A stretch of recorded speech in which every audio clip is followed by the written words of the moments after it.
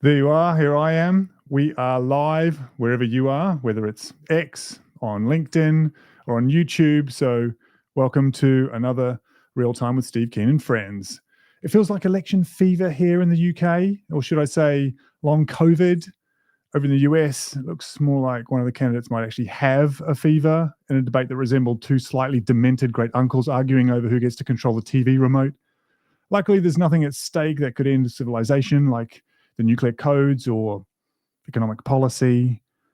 Our friends this week are both engineering expert, long-time listener, first-time caller Tony Wilson, and the software Steve and Russell Standish have been working on, Ravel, which will have a starring role this week to show off its new and improved capabilities. So whether you're an economist or financial analyst, academic or researcher, or in businesses, large or small, this is something that is here for you this week. There's something in it for everyone, should I say. So Ravel is a tool that you will find indispensable if your world requires wrangling huge data sets into shareable information.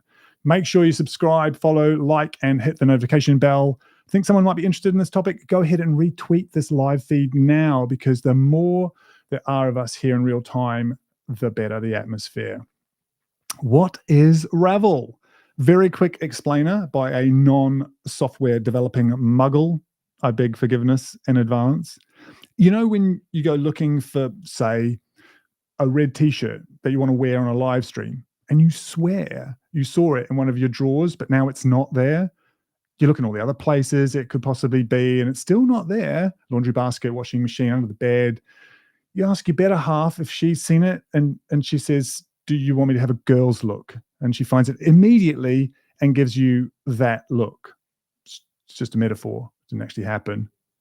Your wife in that metaphor is Ravel. Could be a husband, significant other, basically the more organized person in your life that can correctly analyze the data without the blind spots and see things as they really are immediately.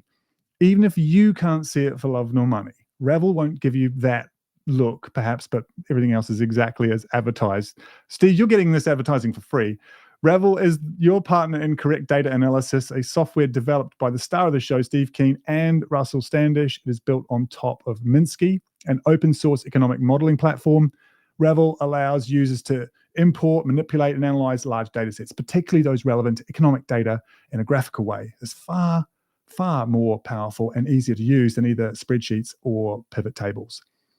Who is it best suited to helping? I will get Steve to elaborate, but in short, economists and financial analysts to analyze economic data trends and perform complex data interpretations, academics and researchers to handle large data sets, particularly in economics and social sciences, and businesses large and small, as I mentioned before, for internal data analysis such as profit and loss calculation, sales data analysis, and other financial metrics. Steve and the development team behind Ravel have just completed a round of important updates, and in order to walk you through them with an engineering mindset that has the fresh eyes you might have, we have a friend of the show, engineer Tony Wilson, along for the ride to ask Steve questions about the updates and to give you more insight into how you could use Ravel. And because Tony hasn't seen it, he may be more like some of the engineering minds that we have in our audience. So without further ado, let's bring on the star of the show. Steve, have you got it turned off and turn it back on again? Keen, I fluffed that completely. That one. How are you? There's Steve, on again, off again. I know, then turned off or unturned on or tickled or whatever else, but here I am. Okay. Yeah. Very good. Now, is that a fair metaphor for interpreting what Ravel is? I mean, it's very much the shirt that you can't find when you're supposed to find it. Is the data that you can't find when you're supposed to find found magically by Ravel and interpreted well? Yeah, that's a reasonable analogy. I mean, the trouble is we're buried by data. We have so much information. So with so much data and so little information. Yeah. And the problem is, how do you take data and turn it into information? And people tend to use, there are sort of three sets of tools that people have used. We use Excel. And speaking as somebody who spent 15 to 20 years of my life reviewing software, Excel's about a middle of the road spreadsheet in terms of what should have survived the evolutionary battle in spreadsheets, but because it was built by or bought by Excel, I don't think Excel was made by Microsoft. I think they bought it in like they bought PowerPoint, then they've developed it and you get it for free. So it's like the cockroach of software. It's just, even a nuclear war will still be there. You can't get rid of it. Yeah. So everybody uses Excel. We use cell reference formulas. We have rows and columns and tabs, and that's what most people are used to. Middle of the road is pivot tables, and that's a function which exists in Excel. And speaking as somebody who first discovered pivot tables 40 years ago and still doesn't know how to drive the bloody things, most people look at them, think, oh, God, this is a bit too complicated, use it once and bang, they forget about it. Then there's a whole industry which has been built on pivot tables where data professionals, people who specialize in analyzing data, work for large companies normally, work in the finance sector and so on. And they'll use the pivot table to do a reasonable level of analyzing data, getting more out of what a standard Excel user can do. But that's it. Then you have the hard coders or the hardcore. And those are people who learn how to use Python or R or Julia or other data analysis oriented programming languages. So that's the spectrum. And we are virtually nowhere on that line. We've invented a new way of handling data, which is a visual tool. So you can manipulate the data, I believe, so easily that once you've used Ravel, you never forget how to use it. You use a pivot table. If you don't use it again tomorrow, you forget it the day after. So easy to use than pivot tables. And the formulas we use are flowcharts. So the same flowchart technology we use to design equations for system dynamics models in Minsky is used for Ravel as well. And the combination you have is an easy to use, actually impossible to forget how to manipulate tool for handling multidimensional data, and then formulas that use that multidimensional data and do analysis where one formula might replace 12,000 cell reference formulas. It sounds too good to be true. It's kind of ticking all the boxes. Is there anything, is it like ideally who's it for and who's it not for? Who's it either too simple for or not the right tool for? Did I have it right? And so I've just sort of back of envelope kind of who it's for, but was that right? There was something we can't yet do with Ravel. So we've only got linear regression inside there right now. So we're actually releasing it. There's a saying in software development that you want to make something that's good enough for you to be willing to eat your own dog food. Okay. So the idea is you just have an idea, and when you're willing to release it, when you get to the point that if it was dog food, you'd eat it. Okay. And no, you're not going to die either starvation or poisoning. So it's got to that point. Now there's some things it can't do. We haven't got nonlinear regression inside there. Obviously, I want to improve how we enable you to extract a data set from fitting various conditions from a large data set. So there are various weaknesses, but I think they're all ones we can address with further development, and that's why we're releasing it now, to get the funds to continue developing it, because we've done it entirely without venture capitalists, otherwise known as vulture capitalist assistance. I was warned about getting involved with that side of the world, without borrowing money, blah, blah, blah. So we can, and there's only two of us with a third partner who's Niels Radmacher, who's one of my long-term supporters in a program, who got the idea of Ravel really well about 3 or 4 years ago, and he's now on the team as well. So it's me as the designer. Pardon my voice going, I'm not quite certain why. Me as the designer. It's an emotional day. Finally getting it out. There you go. Yeah. True enough. And it's Russell and Niels doing the coding. And now I'm not going to lie. Of course, technically it's going to go over my head because it's not targeted at me. But we have got we're going to bring on Tony in a second, who is an engineer and is going to talk that language a little bit more about, and probably already has some ideas about what you've said. But are you still at the David Graeber Institute, or was that was just last week? Gone? Are you back? That was last week. I was in the Caribbean. Actually, Julia just mentioned that I managed to avoid a tropical storm, which was dead right. Okay, right. It was called Kingstown, town not Ton, Kingstown, in St. Vincent's, and it's right. It's going to get the eye of a cyclone, not necessarily a cyclone, but a tropical storm is going to go right through on Monday or Monday local time, like Amsterdam time, probably midday on Monday in the Caribbean. Right, you dodged a bullet. Well done. Well, look, let's bring on Tony, shall we? Tony Wilson, wherever you may be, if we can find him. There he is. Hi there, from West Vegas, as we like to call it in Australia. welcome to Steve, the Real Time with Steve Keen and friends from Brisbane. Tony Wilson, what time is it over there? What have we done to you? So can you guys hear the producer right now? Yep. No, we got to give a little bit of credit here to Blue Bay, who's given us $1,000, Indian dollars, a super chat to Steve. So thank you, Blue Bay. I've had you up on the screen. Sorry for cutting you guys off, but we love all of you. Thank you. If you want to give Steve some money, I think he'll take it at any time. So send him in. Very good. All right. It's like the voice of God, isn't it? It just comes in from nowhere. And then it's like the dove from above. So Tony, tell me, what time is it over there? I'm not looking at my watch and doing the maths and carrying the one. It's now 11 minutes past 2 o'clock Sunday morning. Okay. Well, that's why I gave you guys the Terminator type. The photograph was meant to be me holding a drill, looking like the Schwarzenegger photograph from the first Terminator film, because I would be, with respect to everybody, talking to you from the future, because I'm about 6 hours ahead of all of you.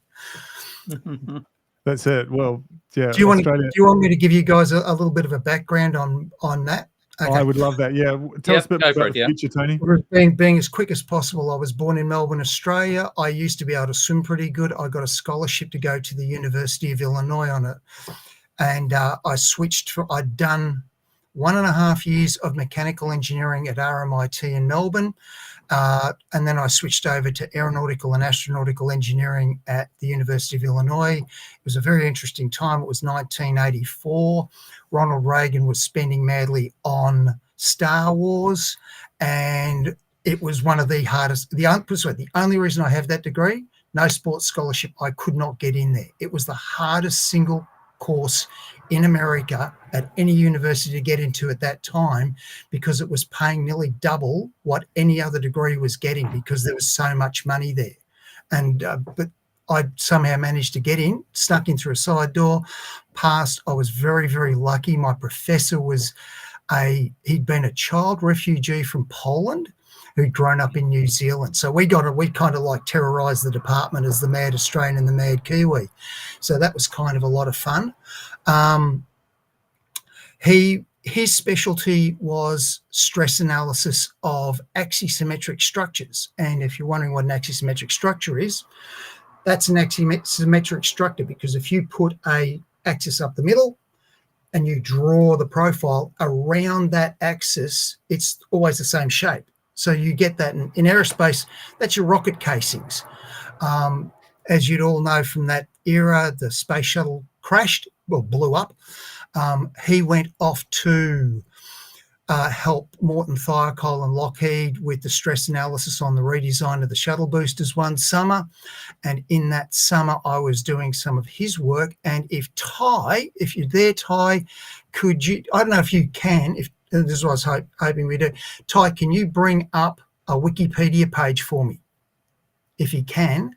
And if you can't, don't worry about it. If you'll go and look up a thing called an armor-piercing discarding sabot on Wikipedia, for all you guys, down the right-hand side, there's a photograph of a couple of anti-tank shells that look really weird. They've got a funny-looking spike out the front of them and stuff like that. I was doing the first stress analysis on that back in 1987. And we were doing dynamic modeling of the structure as it went down the tank barrel. And that was some of the minor stuff we were playing around with in those days. The really cool kids were doing aerodynamics on the Cray 2 supercomputer. We were the first university in the world to have a Cray 2, and then the first university to have a Cray XMP 64, and all the really cool kids were playing around on that stuff. A guy named, by the way, just so that you all know, that thing in front of you right now called a web browser, a guy named Mark Andreessen developed that and he started at Illinois about 2 years after I graduated, because we had a system, what you call the internet now, we called Plato. And I cannot tell you how much that system sucked to use. It was everything like the first computer class I had was where I had to go and relearn Fortran, which, like, what? And they said, you got to go and use this system. And I came back from the first time using it. I said, why the heck do you want us to use this piece of garbage? And they said, well, the guys down there, they just need hundreds and hundreds and thousands of you using it so they can work it out. And that's what we were. We'd go down and we would just sit there. And this thing, no pictures, just text. Remember the old, of course, Chrome screen with either orange or green text? It was that. The Matrix. Was it built on top of the DARPA software? What era are we talking about? What was the stage? Oh, at that stage, most of the aerospace department was funded by DARPA. In my final year, I did a class in spacecraft dynamics because I thought that sounded cool. It was the single hardest class in engineering there is on the planet, because it involves how you make things point in space, like the telescopes and stuff, except in those days, they wanted to find out how to make a laser cannon point in space, and that's a little difficult. And in fact, I was in that class. There was the guy who got closer to doing that than any other human being in history. And if we had time, which we don't have tonight, I can explain to all of you why anybody who thinks they're going to make a laser cannon work in space is complete BS. We worked it out back in 1987. Sure, if there's any doubt, but anyway, it's. I can explain the mechanical bit, and there's actually, if we've got about 60 seconds, I can explain it. What I want you all to imagine is that you've got to shoot a target 2.4 kilometers away. Now, if you go and look up the list of sniping shots on Wikipedia, you'll find only 6 people ever did that. Right now, I want you to they did it lying dead flat on the ground, dead still.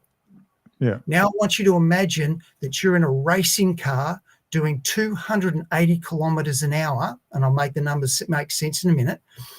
And then you have to reach out the window and shoot that target 2,400 meters away. Now add to both of those numbers 2 zeros. And that's what you have to, that's the physical requirement of flying over the Earth and shooting a fixed target on the Earth. Because you're doing 28,000 kilometers an hour, not 280, 28,000. And the target is not 2,400 meters away, it's 240 kilometers away. And are these not made any different by the fact that you've got computers don't matter. GPS targeting, which is different. It's irrelevant. It's irrelevant. It's the physical act of shooting that accurately. And then when it gets to the Star Wars bit, what it is it changes to like Olympic skeet shooting. Except I'm kind of relieved that it's that hard, to be honest with you. In fact, I hope that this kind of military hardware becomes so expensive no one can afford it. That would be ideal. Do you want to know what's crazy? Yeah. 3 years ago, while I was trying to get Australia a space program up and running, I got overruled, and the Australian Air Force were funded 10 times as much money as I was asking for to do what we worked out in 1987 can't work. And they announced it on national television. Like, I'm not kidding. At the moment, the Australian Air Force has got a budget of $7 billion to do something I can assure them can't ever work, because we worked it all out. And it's not got anything to do with computers or software.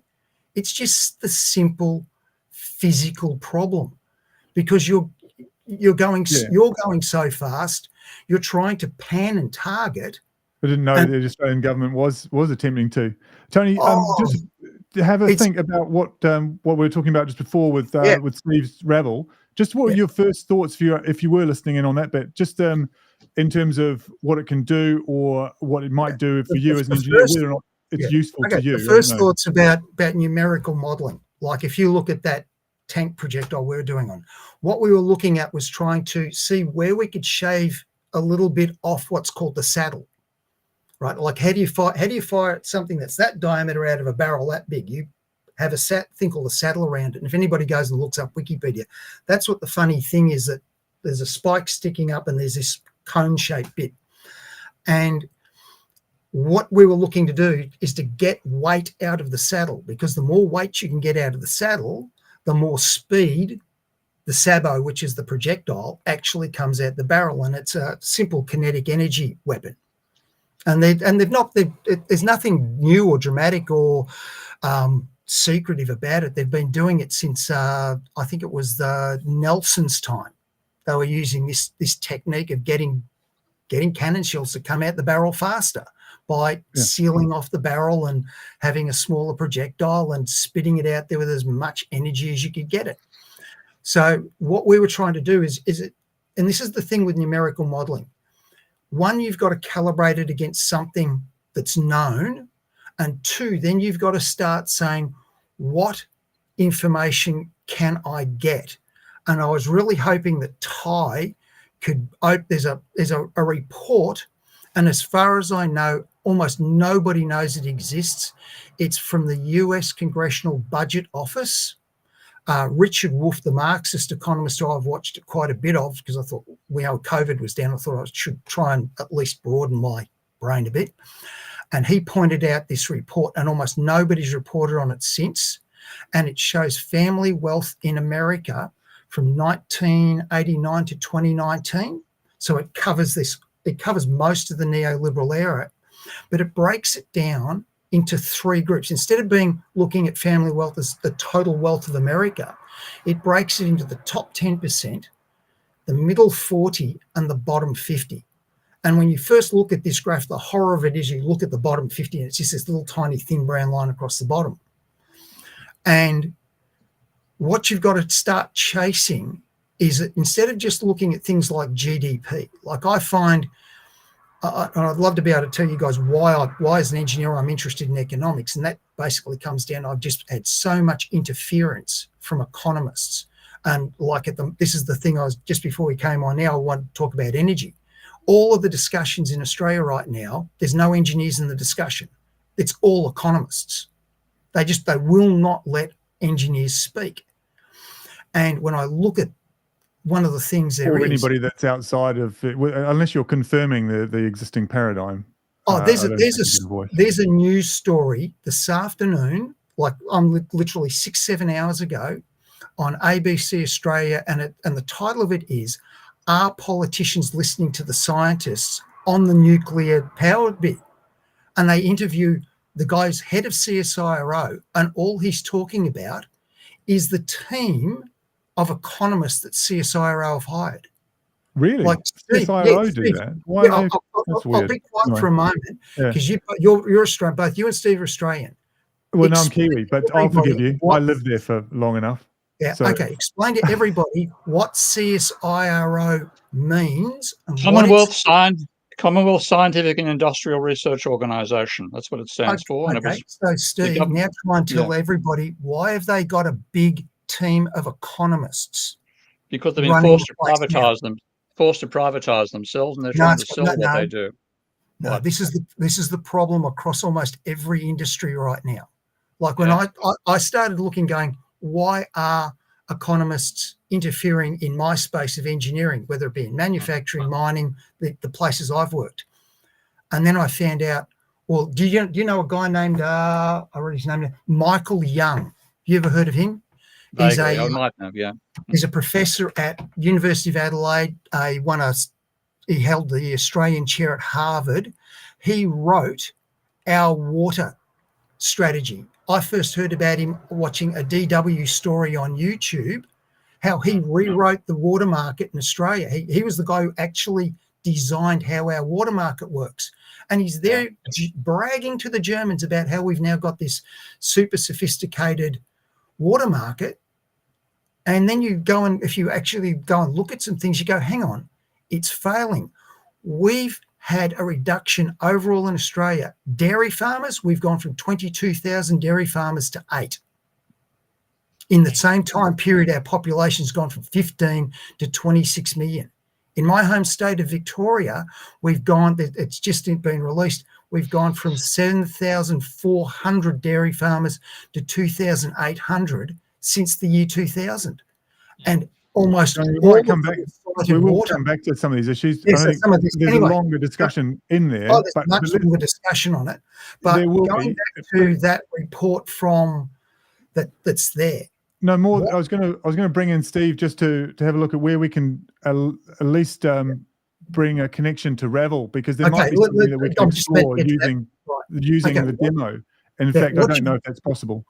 Yeah, what you've got to do is, when I'm looking at all the Minsky models that people have done, the first thing I see is that everything is a singular macro variable like GDP.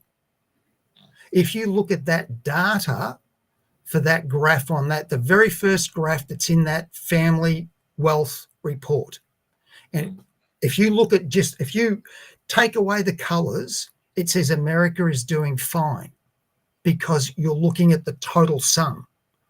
What you've got to start doing is having models that go down into that start breaking up the demographics. Like the first one I would look at would be, instead of putting out wealth as a model, as a single parameter, you want to put out wealth as, here's the wealth of the top 10, here's the wealth of the middle 40. That's effectively what I do. That's effectively what I do with Minsky, Tony, but not with Ravel, because Ravel's a data analysis program. But the thing the neoclassicals have done, and this is why they're so dangerous, is they aggregate everything, and they're what they call dynamic stochastic general equilibrium models. They assume that the original models were called real business cycle models. They came out of a paper by Ramsey back in 1928, where he assumed you could aggregate the entire society into one individual. Now, that means you ignore you ignore the distribution of income, you ignore the distribution of wealth. My modeling, which is Minsky enables me to do far more easily than I used to do in Mathematica and so on, it seems there's workers, capitalists, and bankers. You've instantly got three social classes. You've got where workers earning out of labor, capitalists earning out of control of the means of production, bankers earning out of debt. Which is levered against the means of production. So right from the very outset, you've got distribution of income, and that's left out of neoclassical models. That's one of the reasons they're so damn dangerous. I absolutely agree. This is probably the biggest thing. Like, when I started looking into economics, I first started hearing about things like MM10, and all I could hear, most of the noise was, it's garbage. And when you listen to what Stephanie Kelton says, if you take that against what you hear in the media, it sounds garbage. And then Mark Blythe interviewed, I don't know if too many people, if they know that on YouTube, Mark Blythe hosts a thing called the Road Center podcast. And it's not something he does every week, but he will bring on people who've released a book. And you should get yours on there, Steve. Right. And he will talk to them for about 35 minutes. And there's a whole bunch. Like, if you want to, it's great for somebody like me. I could just sit there during COVID and just listen to all these people who'd written these books, and it's free. And I could just sit there and you can replay it and replay it and replay it. And there's about half a dozen really, really good ones, which I rely on. The one where you had Stephanie Kelton on, finally, there was some logic to what she was saying, which was the whole bit of, where does the money come from? Where does it move? Yeah. Where does it go? And this is what I keep saying to you at times, Steve. This is what Gary Stevenson, the young British economist, and he's another person you've got to have on, he's been saying, follow the money. Yeah. Now, when he doesn't really understand, or doesn't seem to talk about, he understands finance and private finance, but he doesn't seem to understand double entry accounting at the macro level. I haven't seen him talk about it. That's one reason I designed Minsky, to enable that sort of thing to be done. And I mean, it takes me about 5 minutes to show people how money is created by the government sector, and about 30 seconds to show how it's created by the private sector. But Minsky is different to Ravel. Minsky is the foundation of Ravel. What I want to talk about in this show is Ravel. So, and that's data analysis. That's, if you're anybody who uses R or Python or Excel or Tableau, et cetera, then you're the people I want to have a look at this and see how it compares to those programs. And hopefully sign up at Patreon for Revelation.com and start helping me finance getting it further developed, and paying for decent economists and paying for people who listen to engineers rather than ignore them. Yeah. Just quickly, we're here to show us the goods on the chat, Steve. I think we have to get into the revelation, because people are champing at the bit there. Yeah, I am. Just one of the quick things on that family report that's there from the Congressional Budget Office. Yeah. The spreadsheets for all of the graphs are there to be downloaded. Tell And you you what, can mate, I'll tell you what, I'll show you Ravel as we're doing the talk now. Yep. I'll give you a copy. Anybody who wants a copy, I'll put a link in the chat to download it. Okay, so anybody watching the show, you can get a copy of Ravel. It'll work for about 75 days, and then you have to update by going to the Patreon site. So I'll put that in the chat. Anybody's welcome to download it. And then Tony, after we finish the show, we'll have time, I think, live, if I'm chatting away and you want to go and do it in the background, then you can actually load that data into Ravel and see how it goes as a tool to show what's going on rather than a spreadsheet. Okay. Because the big thing of that data, when I analyzed it, and what nobody's mentioned is that I was able to pull out of the data in a spreadsheet, because you remember engineers were pretty good at crunching data. Yeah. And I went and re-crunched the data, and instead of looking at what they were worth, I looked at what they'd lost, because the data was there, and you could compare the data from 2007 to 2010 and see what each group lost. Then you could compare it to the following years and see what they gained back. And here's a killer. The top 10% of America, they lost about 11% of their family wealth. In the bottom 50% lost 49%. But by 2019, this is the data crunching, while I'll be interested in it. On the data crunching, when I looked at 2019, the top 10% had not only recovered, they were about 21% ahead. The bottom 50% of America was still 20% down.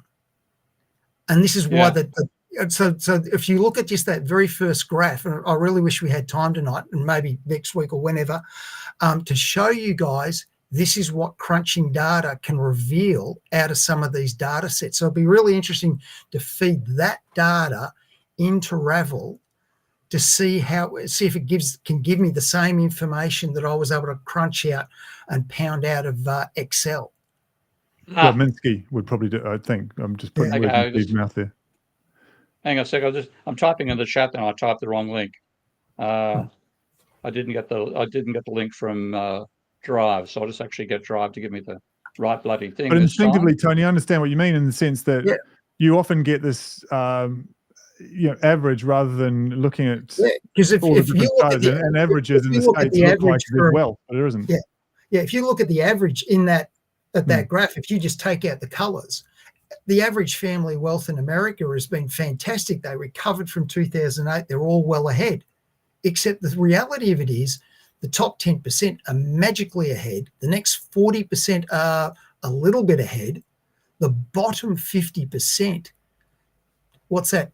More than 10 years after the GFC, they still hadn't recovered. They still weren't even close to recovering. And it is hidden. It's the old bit of, how does somebody put it? If you have 100 people who are dead flat broke in a room and Jeff Bezos walks in, the average wealth of everybody in the room is $1 billion. Yeah. And this is why I think GDP and some of these other indices, I think they are the greatest lies being told, because they hide and they mask what's actually happening to these different stratas of and that comes out of people just focusing upon the aggregate, saying, don't worry about the share, don't worry about the size of the pie, let's grow the pie. And what they're ignoring is that they grow the pie, it's actually often the rich that are getting, the rich part of the pie is getting bigger, and the poor part of the pie is getting smaller, not just in relative terms, but sometimes also in absolute terms. So that's all the stuff that matters. But anyway, let's get over to Ravel now so I can show you. I've sent a link I'll put a link in the chat there. Anybody clicks on the link, you'll get a copy that'll work for about 75 days. So have a click, have a play, and in the meantime, Dave and I are going to ravel away. Are you sharing the screen? You share away when you're ready. Yep, okay, will do. Hang on a second. I've got to now find my share screen. I just disabled my video. That was a good start. So I've got to go back, escape here, and then go to share screen. And then let's go for entire screen to save any problems. And that's going to be over here. Share. I'll now minimize. Okay, so that, can you see it? Bring it up, and I'll wait for a moment. Okay, hang on a second. That's not the right. Hang on. Okay, stop screen sharing. I'll now try again. I'll do it by Windows. Screen. Okay, that's it. Share this screen. Here we go. Okay, now try again. Right, okay. That's Ravel. Okay. So what I'm going to do, the icons are probably too small for most people to see unless on a large screen like I've got here. But this, the typical story you have, the file menu, controls to zoom in and zoom out. These are the tools for loading Ravel. That's bringing data. That is a Ravel. I'll just down and show. We have a sample Ravel to sort of show what you can put together. So the basic idea of a Ravel is a graphical way of representing your data. So we have year by country by gender over here. This would be showing population. It's just a mythical one. It's not a real system, but I'll just flip it around and show you. See, you have a Ravel to manipulate data. You then attach it to where you want to do a display. Nothing will turn up this time, I think. I haven't actually checked this particular feature. Okay, and so not actually anything attached there. But what you do is you bring in data here. So I'm going to click on this. That's my data import window. And now what I've got to do is load a CSV file. And I'm going to load one that I know a fair bit about, which is the data on private debt from the Bank of International Settlements. So I was going to load that file and load it into Ravel. And before I go to actually working on it, I'll show what it looks like in Excel. So where have we got Excel over here? So if you load the file in Excel, that's what you see. Informative, isn't it? Okay. You can all make head and tails of that. So this is a database which it's obviously been typed in a database language. So if somebody types Q and that generates the word quarterly. Somebody types C there, that generates the word Czechia for Czechoslovakia. Somebody types P, that gives you private, non-financial sector, et cetera, But that's the data. You got all these rows after rows over rows. The data starts in 1940 Q3. Argentina is the only country that's got numbers going back that far. You go over here somewhere, there's the whole mass of numbers. What the hell do you do with that? So that's why one major reason why we invented Ravel, because there's so much information, so much data, and so little information. So what Ravel does is say, well, I'm going to look at the columns and work out what are columns, what are dimensions of your data. So it's decides, I don't know if you can actually see the word there, but it's made the decision to ignore the code frequency, ignore the word frequency because it's the same all the way down. And it then's taking a notice of the code for country. So HU is Hungary, IE is Ireland, et cetera. But since you've got the code and the country, you don't need both. So I'm going to say, well, let's ignore the code. And this also happens for borrowers. I'm going to ignore each of the elements that are codes that we can take in the actual text for instead. So this is the process of getting data inside Ravel, first of all. And I'm going to ignore those. These are all unnecessary. That's another one to ignore.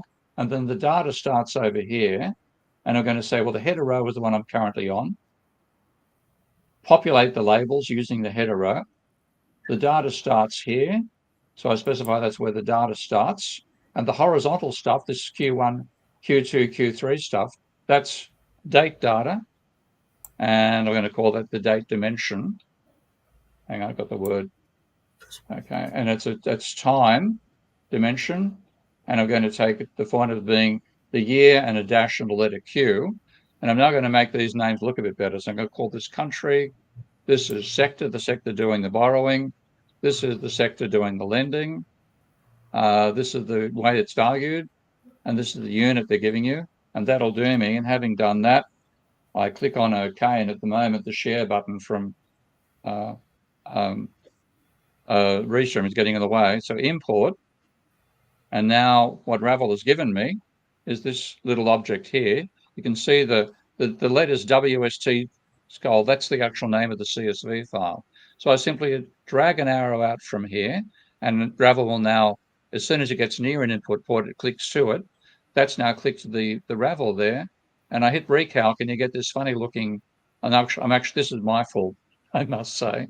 I thought it was too confusing when there were too many axes there, so I said 6 or more, make it beige or a pastoral, and just make it easy for people to see what's going on. So this is valuation. There are two entries in valuation: nominal value or market value, and I just want whatever's the maximum of both. So I'm going to click on. And there's in adjustment, there's adjusted for breaks, not adjusted for breaks. I just want to have the stuff that's been adjusted for breaks. I want all the various forms of, they've got data in terms of percentage GDP. Now we go there. Domestic currency, US dollar, and what they call PPP percentage. So I want all of those. I want lending just by all sectors. The choices are all sectors and banks. Hang on, and I'll just use all sectors. You want everybody's getting money lent to them. So that's now put everything together as I want it to do. And the date, I want all dates inside there. And I want, which one do I, and valuation, I want just the maximum of the valuation. So I can right click in this axis and say, set the next aggregation. And I want the maximum value. And if I drag this into the center, it collapses that axis. And it now just gives me the maximum. Now, that's a lot of waffle, what I've been doing so far. What I want to now show is what you actually want to work with in the data. So I'm going to put that back into what we call just icon mode and put this one into edit mode. And there's your data. So what I've now got is, let's just drag this over here a bit. So I've got data by date, by sector, by country, by unit. Well, let's just attach a chart to it straight away. And I'm just going to drag this out over here. And what I'm going to get is fairly uninformative, because what I actually want to have is the data by time. So I grab the time axis, date, and I rotate it around here. It then replaces country. I grab country and bring that down here. That replaces unit. Now I hit recalc. And now I'm seeing something more meaningful, but it's a lot of different lines. Let's just look in terms of debt as percentage of GDP, and look at a debt by the government sector, which is the usual thing people look at. And let's go through countries. Now let's say advanced economies. That's the data for the average total level of debt for advanced economies. And I just go forward. I can go to the next country, all reporting economies. Argentina. Let's look at Argentina. It's in the news a bit at the moment. So there's Argentina's. There's Argentina's globe. And look at the dynamics. It went from 45% of GDP in Q1 quarter four, way up to 155% a year later. Crazy, crazy stuff like that. Now I'm going to go forward to America, United States, and there's the United States level of government debt, which is what all the politicians are obsessing about in America right now. I'm going to go back to looking at all units. So I think I'm not all units, going to have a look at all sectors. So I drag this over here. That'll give me debt by all the sectors in America. So that's going to be the, I'll just actually label this. So we go to options on the chart. I can say, give me a legend. So I'll put a legend on there. Okay, and I'll just make it, whoops, let's make it a bit smaller. So that's general government, non-financial sector, which is the government, that's what they call non-financial sector, adds together government debt and non-government debt. So I'm just going to go here with the units and say, I don't actually want all of them. I want to pick the slices. So I'm just going to pick government debt and private sector debt. So there's, pardon me, getting rid of this one. I don't want the PPP. I want to go to the sector over here. So I'm going to go here and say, pick axis slices, and I'm going to pick government debt and private non-financial sector, which adds together households and corporations. Hit the recalc key. And there's government debt down here. Here's private debt, which is larger. And this is the one that economists don't bother talking about. They don't think it's important. Of course, anything economists think is important is unimportant, and vice versa. So they've got it the wrong way around. That's America. I'll actually just make the pens a bit thicker here as well. But let's go for making it two points there for government and 2 for the private sector. And I'll put it in dash form just to separate it more clearly. So private sector debt exceeds government sector debt in the United States. What about the UK? Same story. What about Spain? Same story. Actually, look at the almost mirror images of each other. They're worrying about the level of government debt. Private debt is still bigger. Let's take a look at Australia. Drag this way back over here. as Australia. Again, all the parties worry about government debt. Private debt is far higher. So that's just using it as a data access tool. Well, let's have a bit of a chat there. I'll shut up for a moment and Well, see Steve, what the reactions are. Yeah. am I asking too much to address Tony's point there about the interpreting the data on income inequality? Oh my God, Russell joined us. Hang on a second. Oh, hello. Hey, hi. Hiding in the dark. I reckon. Hi there. I've got bright lights on. How do I set this damn camera to be a bit brighter? Well, you're here at least, Russell. Well, I can solve microphone problems. Yeah, you had to work that out first of all, but visual we can't actually help you with. My God, but you've got lights there, have you, mate? Oh my God, hang on. I've got a couple of down lights. I'm going to turn on another 3. For our audience, if they weren't here at the intro, Russell got a good piece of advice from Horror. Host, close your chat screen. That's a good point because it'll make the video screen larger. So yeah, so if you close the chat, that doesn't tell me more. We'll get a larger video. Hey, we can actually see Russell now. This is good.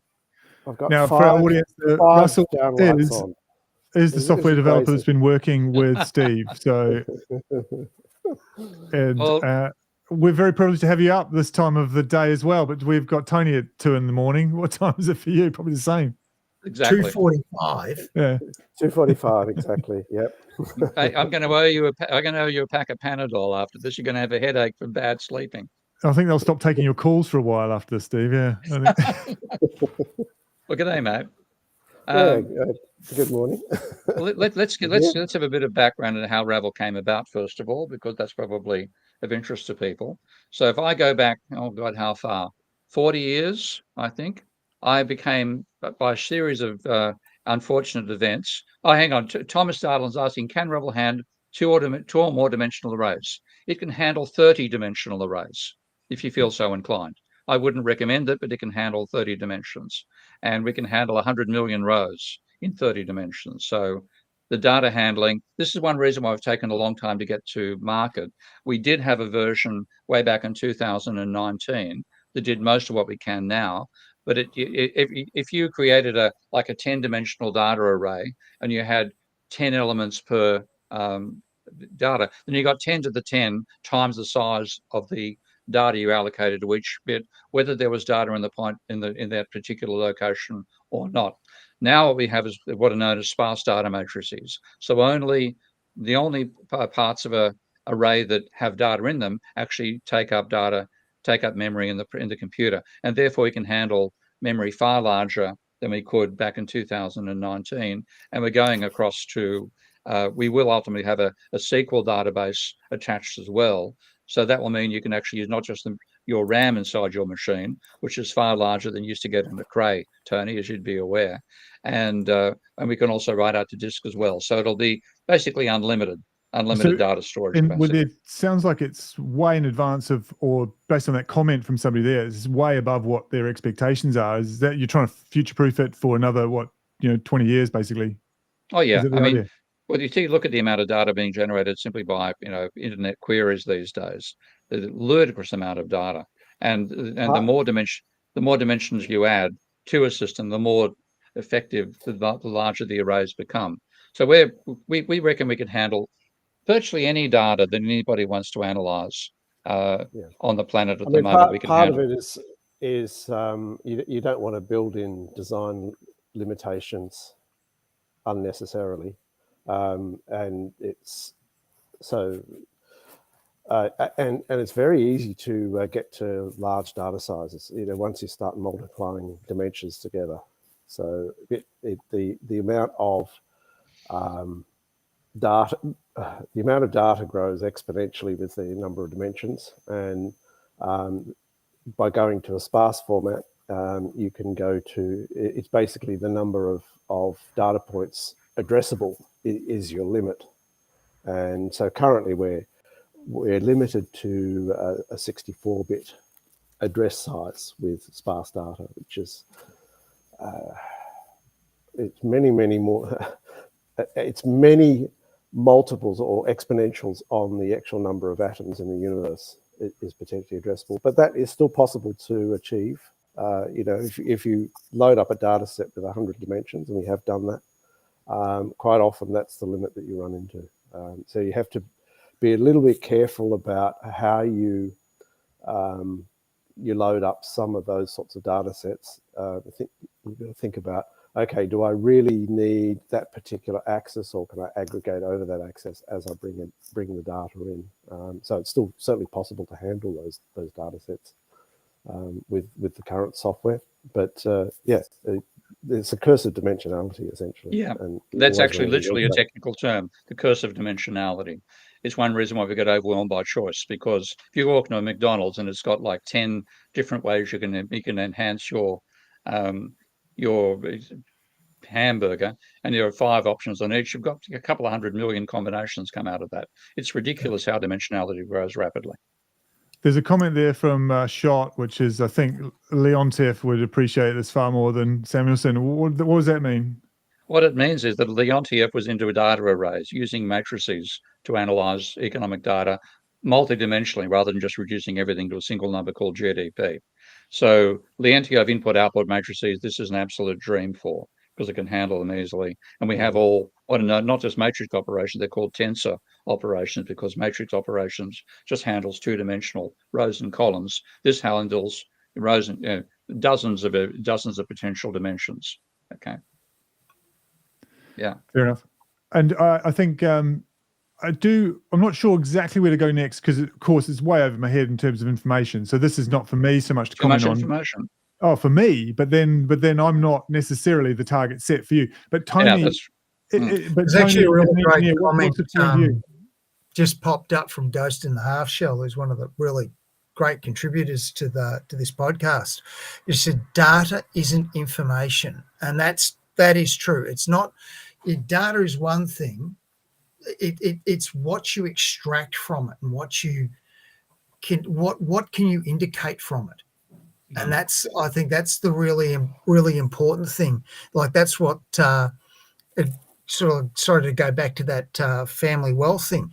The few times people brought it up, all they did was they looked at this orange smudge across the bottom of this graph and said, "That's terrible." Well, that doesn't tell the story. If you look at the data, what the data really tells you is they got hammered in 2007 to 2010. And then they didn't recover, while everybody else got hammered and they did recover. And it's also selective information deliberately. Yeah, that's the use of the data. That's the sort of thing you've got to get. You've got this data, and like I'm amazed, Richard Wolff, who is one of the most anti-capitalist guys you can see on YouTube, he was the guy who first mentioned this report, and I saw it, and he's not mentioned it since. I've actually given up sort of watching his stuff, because all he says is the same thing: capitalism bad. Yeah, well, you can only hear that so many times. And he brought this up, and it's like, but hang on, nobody bothered to look at the data. And it's actually a report, like I'd love to ask Steve King, because I know you know Stephanie Kelton. She was Bernie Sanders' economic advisor, and it was Bernie Sanders who had that report done, because there was an earlier version of it that went from 89 to 2013, and Bernie Sanders said, "No, I want to know what it now says the next," and it's all broken into 3-year segments. "I want to know what the next 2 segments say." So I'd be that's the sort of thing you can handle in Ravel. Yeah. Yeah, and it's like nobody's actually come out, because if you turned around and you said, "Hey, according to this bit of data," and this is Congressional Budget Office, there's no doubt that data is accurate, because they're the actuaries that advise Congress. If they fake the data, they go to jail. So there's no doubt that data is super accurate. And nobody's told this story that says, hey, this top 10% of the population, they got hammered. They lost a huge pile of money, but it was only 11% of their wealth. And now they've recovered and they're 20% up on where they were in 2007. The middle class, they lost 13%, and they're now up about 4%. So the story's not been told. Go ahead, Steve. Tonight, when you get some sleep, when you wake up, download the congressional data into Ravel. I've got it. I've just downloaded it and just started. I'm trying to actually pull in that data Ravel. now. Excellent. Well, you keep on going in that, and I'll show a bit more about Ravel. And we can also... I'm just trying to find out how to drag... We'll take you off screen. You get into that stuff, and I'll just show you the data. So when you're setting that up, Steve, can I ask Russell, what for you? What's the big hope while Steve's setting that up? Like apart from doing backstrokes in a vault full of cash, what would be the big hope for you? What would you like people most to do with this tool? What would you most like to see it used for? I think it's very much a Swiss Army knife of data Amazing. analysis, Yeah. because some years back, I'm trying to think, it was roughly in the 2017 to 29 timeframe. I was involved in a startup where we were essentially taking data from data centers and looking at the logs and trying to determine what things are off in the logs, trying to look for anomalies effectively. So we were applying a bunch of machine learning techniques at the time. It's what it's essentially what AI people call, what the general public calls AI is machine learning. So you're trying to train the machine to do the job of poring over massive reams of data to pull out the things. And the first thing you've got of these in these logs is that they're all very random. The data formats are inconsistent. You're not even quite sure what data of the many columns of data you have in there, what you're going to feed into the machine learning algorithm, because the more targeted you can make the data set that the machine learning algorithm learns from, the quicker it's going to learn and the more effective it's going to learn the patterns in the data. But of course, you don't want to remove things which are too important, because then you're throwing the baby out with the bathwater. So essentially the first job, or in fact probably 90% of the job before you start turning on the machine learning algorithms, is just to basically pore over the data and try and make sense of it yourself, just get some idea of how the data hangs together. And even does Ravel make that a bit simpler, do you think, than other programs? And practically how? The point at that time was that I had Ravel. At the time, we had an early version of Ravel. Yeah. It could not handle data sets that time, at the data sets that we were dealing with at that time, because the data sets were just too big, because we had to load the entire data cube into memory. And we're talking about recursive dimensionality before. That was the real problem. Since then, I can now actually load those data sets into Ravel and have that interactive display, which makes it far quicker to be able to do that sort of looking at the data. Like I can go in there, attach it to a graph, rotate the data, and have a look at it from different angles, look at what might be connected to what.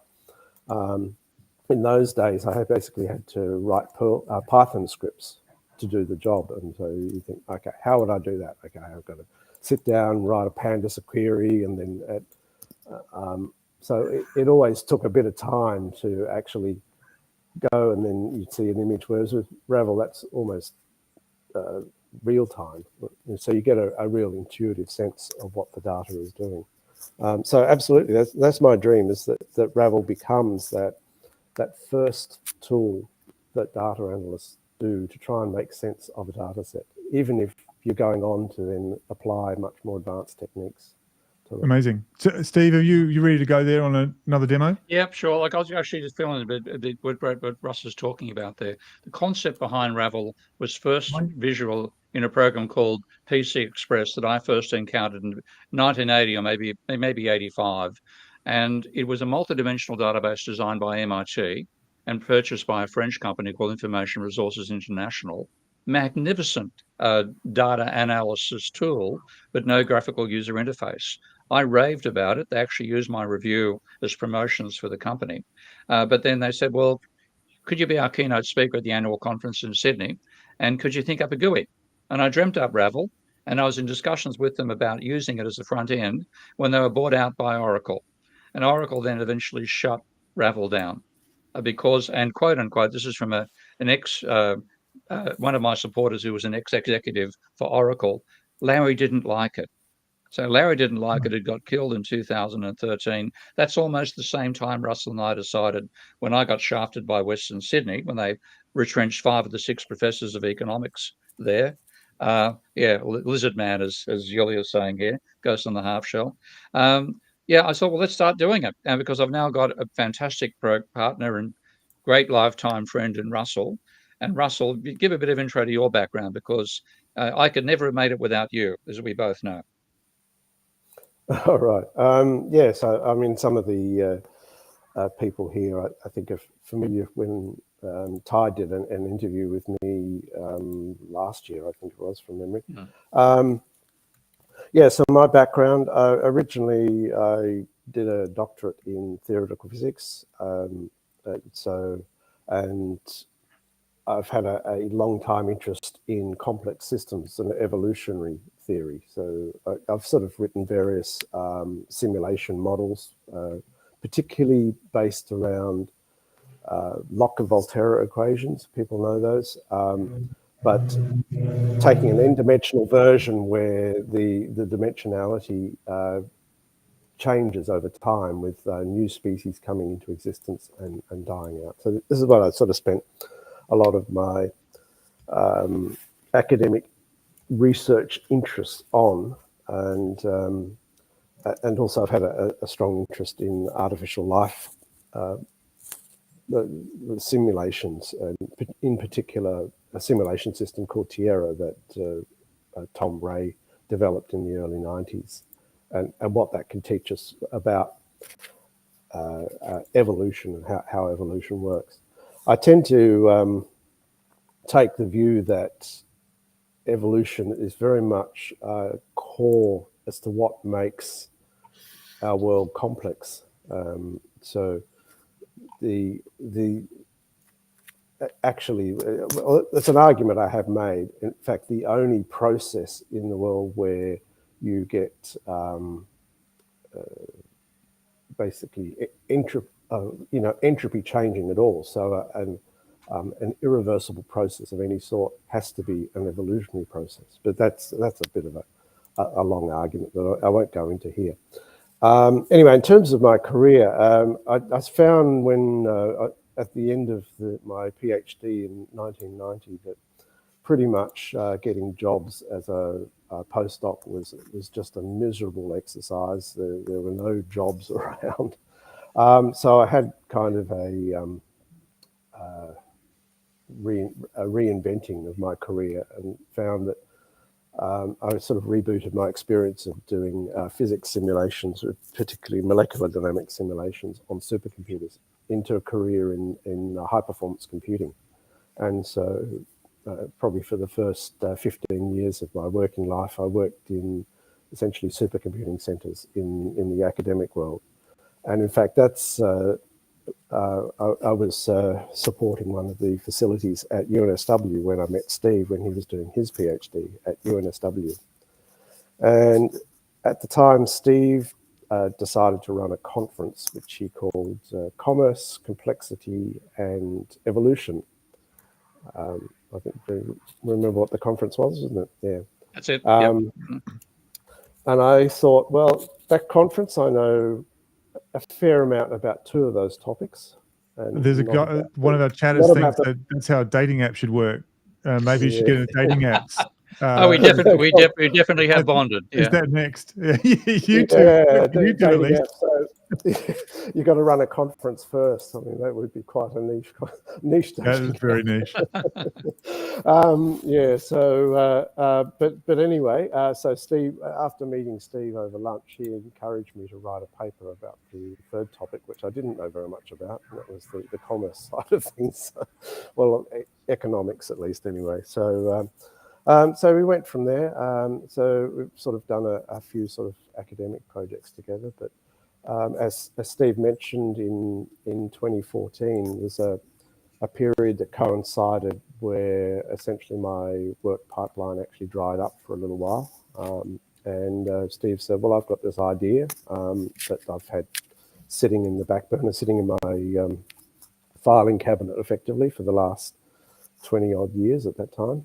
And I thought, sounds interesting, and I've got a bit of time, so managed to knock up a prototype, which essentially proof of concept. And at that stage, we kind of decided to do it as an Excel plugin.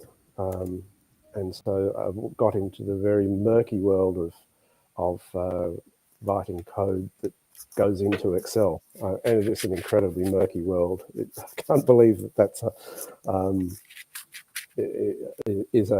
such a supposedly world-class piece of software. But at this end, when you're writing plugins, it's all sticky tape and chewing gum holding the whole thing together. It's really terrible. Anyway, so fintech world, by the sounds of it, there's just a whole lot of duct tape holding the fintech world together. I do a lot of comms for the financial world, and they they think it's all held together.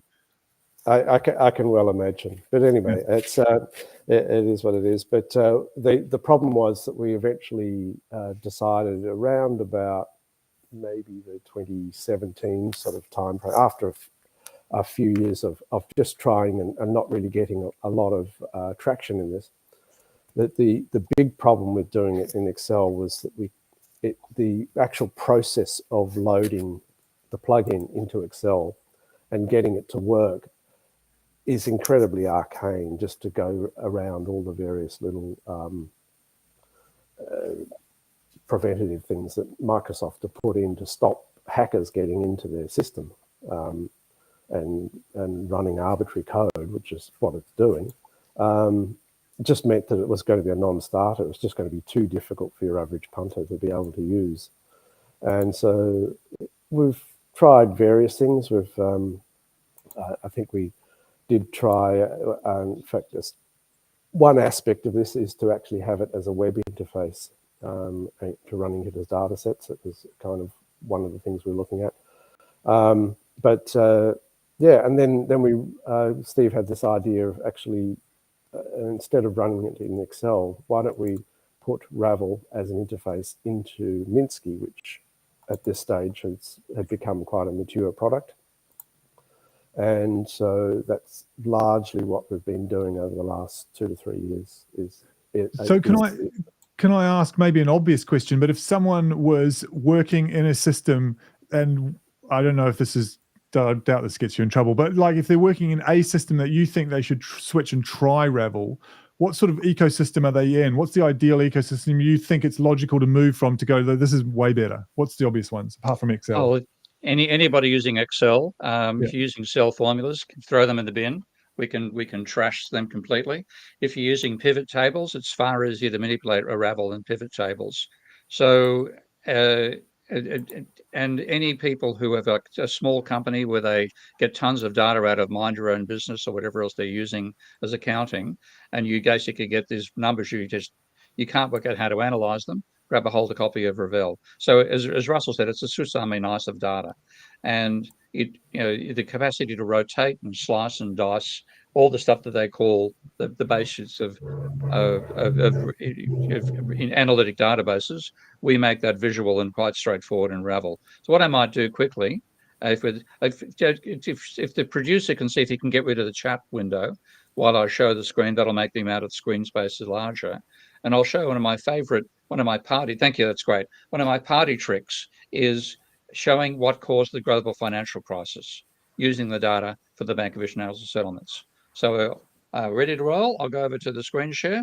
Yeah, head on over. And Tony, hopefully this might shed some light on your questions as well that you want to try out too. So we'll come back to you and talk about that in a moment as well. Go ahead, Steve, sorry. Okay, here we go. So share. So now you should be seeing, let's see, there we go. Okay, so that's what I've just shown a moment ago when I brought the Bank of International Settlements data in. And you notice that what I've now got is the Ravel. So to quickly recap what can be done with Ravel, if I want to, I'm currently showing Australia's data there. I can go and take a look at Norway's data by dragging the pointer there and recalculate. We'll get Norway's data on private debt and government debt. And as usual, private debt is much larger than government debt. And if I want to see it by country for a particular date, then I can say, well, what's the situation, say in, let's go back to the financial crisis in 2007 and flip it over here. So I've got country, the countries by by date rather than vice versa, and then hit the recalc key. And what we should have is Ravel will now show the data for all those countries. And I could now say, well, let's actually sort it on that particular axis. So I'm going to go here and choose sort the axis by value, reverse statically in this case, it won't matter, and hit the recalculate key. And we now get the highest level of government debt. Well, surprise, that's Japan.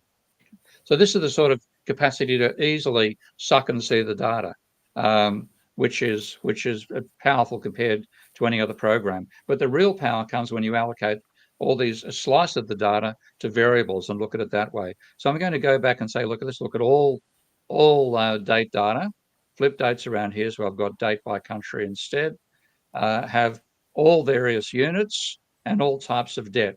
I've now got a 4-dimensional object, but that's, too much for humans to analyze. What we do is, well, let's take a slice. We take what we call a lock for obvious reasons, and we attach a variable to it. And I'm going to have, this is all debt that I've got here. So I'm going to have private debt, hang on, and I'm going to have a private in domestic currency, as I use the abbreviation DC for domestic currency. So whoop, that's now a variable. We go through a define window, which comes up in a second. I'll just do very rapidly and attach that to the output. And now I attach this from the Ravel to the lock. And I now say, well, I want to private sector debt in domestic currency. So take the slicer here and say, there's private non-financial sector, and take the unit to being domestic currency, which is here. Okay. And then close the lock. And now, but I was actually drag that out of the way. So it says country where slices are not paid date, where unit is a domestic currency, where sector is private non-financial sector. So that's just taken a small slice of the data there. That's debt and domestic currency. Let's add another one, and I'm going to make this debt as percentage of GDP. So I do the same thing. I'm going to call this private, and I'll just have a superscript and percent GDP. Close curly brackets. That gives me a superscripted term there. Wait for the define window to come up. Click and now attach this and attach that to the Ravel and close the lock. And this is now a private debt as a percentage of GDP. So I can now go back to normal scale view. I made that much larger. The canvas, by the way, is enormous. The effective scale is 10,000 by 10,000 pixels, but in fact, there's no limit to what you can put on the design canvas. So, of course, we've got means to navigate given the scale. Well, let's now take these two, take them down here, and I now attach private debt as a percentage of GDP to another Ravel. You can have as many Ravels as you like in a Ravel document. And I'll put a spreadsheet over here and just drag this out, make it a bit larger, and then attach this Ravel here, hit the recalc. It's going to show me all the data of private percentage of GDP by all countries. You can see it's starting in 1942. Let's just go and take a look at the tail of the data. The tail, I'm going to column slice at the tail, and that's the most recent data. So hit recalc. Where's my mouse gone there? Okay. So there's data 2022, 23, 24 for those various countries there. So that's how you take out a slice and take a look at it as you like. But what I wanted, I'll actually now bring up the Ravel itself, put it in editor mode, and then I can go through individual countries. So let's go, there's Japan, which you saw had a high level of private government debt. What about its private debt level? Let's take a look at that. Again, that's a blank Ravel. I'm going to go for the final section of the data there. But I'll just bring down a chart, another chart, and attach that here. And let's take a look at Japan's private debt level over the last 70 years or so. So there's Japan's private debt level. And then I can go along and take a look at, let's see. Well, this axis isn't sorted, so I'll quickly sort that data. I'll sort the axis forward, so I know I'm going to get the UK and the United States at the end. So there's the United States private debt data.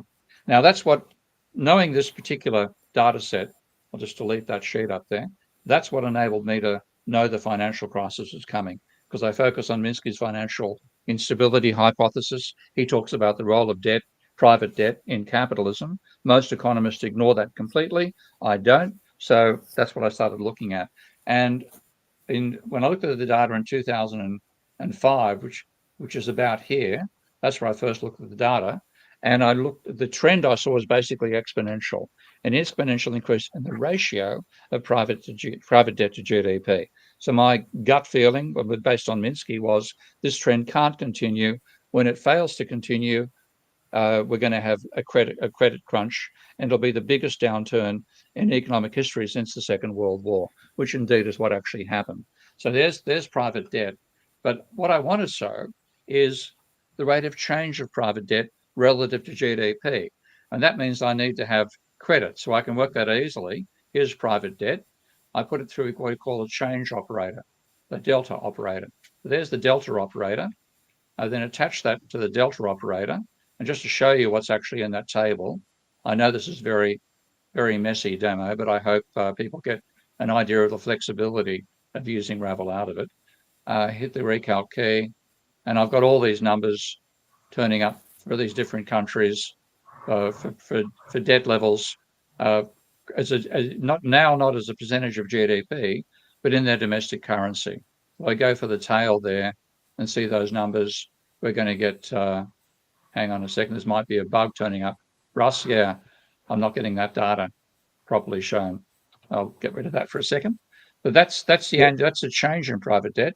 Russell, you might need to drag the sheet wide enough, because I think the first column of the country name, the name of the country, that might be it. Too wide.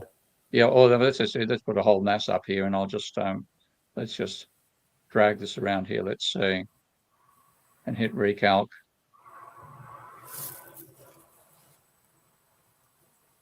Yeah, this data set's a little bit too. Oh, there we go. Yeah, live demonstrations, I should say. Yeah, fair enough. Pushing my luck, but anyway, we'll get there. Let's just look at the tail.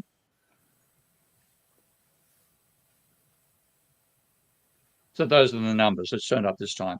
So that's going. How dare you say it suggests there's a bug? Probably. Okay. Okay. What was that? So now what I've got is the difference operator. So I'm going to edit the difference operator and say I want to look at change across the date dimension. So click on axis there and choose date. And I want to look back 4 quarters, because 4 quarters is 1 year. So that is now credit. And that's what I'm trying to look at. What happens to credit? So attach that here. And now I've got credit, but that's the annual change in private debt for each of those countries in their domestic currency. And what I want to do is say, well, what's that as a percentage of GDP? There's only one problem. There's no GDP data in this data set. And now I want to show why we have these, what's clever about using the multidimensional side of Ravel. Because if I take a copy of private debt and bring it down here, and take a copy of private debt and domestic currency and paste it down here, there are, just to show how many elements are, there's 333 quarters for 48 countries. There's actually 43 countries and 5 aggregations of countries by the BIS. So I've got that all there. So now if I divide private debt and domestic currency by the debt to GDP ratio, the debt levels cancel out, and what I've left with is GDP. So I just now have a divide by key here. That's most of the way there. But this, of course, this is like, if the debt level is 1.87 times GDP, the number is going to be 187. So it's going to give me a number that's 100 times too small. So I want to put it through a percentage operator. Put a percentage key on the canvas, and that is now GDP in domestic currency for every country in the BIS database. Put the two together. Hit the recalc key. Now that'll be a crazy set of numbers as well. But now what I can say is, well, let's now divide credit by GDP and put that through a percentage operator. So I put it in percent of GDP terms and call that credit as a percent of GDP, and attach that to the output of the percentage operator. So now I've got credit as a percentage of GDP for all those countries in the database. And now what I do is say, well, what's that look like when I put it against the level of private debt? So now I've got credit. I want another Ravel so I can manipulate it with the debt data Ravel. So I attach that to a Ravel. I then select the two Ravels and right click and choose link selected Ravels. So what I do on one will happen on the other. I'll just actually put this in editor mode so you can see that. So hit recalc.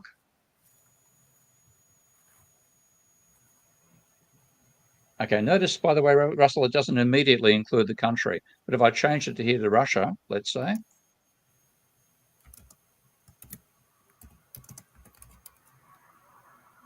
okay, taking a while. Okay, the bottom Ravel. We've still got this particular little bug here, Russ. I'll drag it down to Malaysia. Let's try Malaysia and hit the recalc key.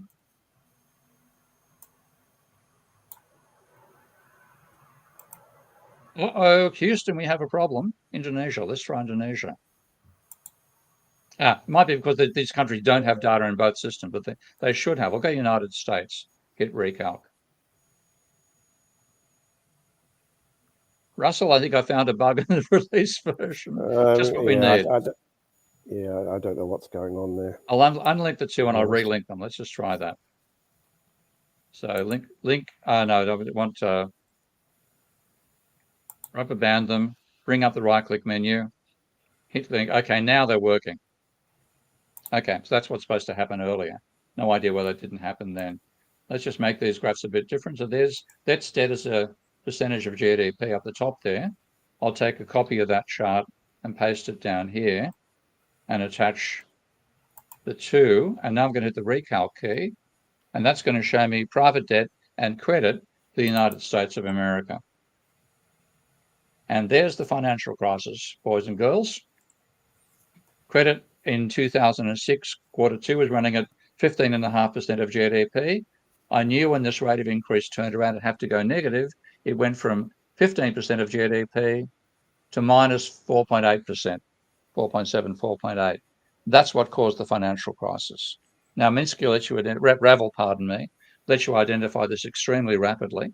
And what I've just to show a more developed Ravel that I've put together before the show, nowhere near as neat and tidy as Ty's Minsky models, but this is showing the same data now. There is debt as a percentage of GDP.